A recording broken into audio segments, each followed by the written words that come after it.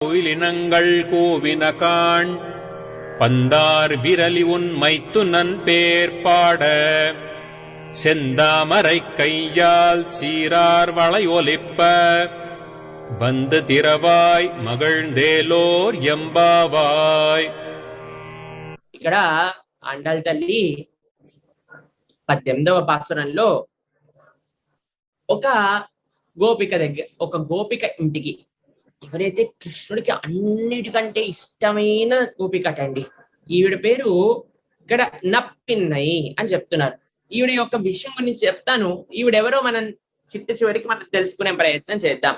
ఉందు మదగలిత్తన్ నోతార తోల్వలియన్ నందగోపాలన్ మరుమగలే నప్పిన్నాయ్ అని కీర్తిస్తుందండి.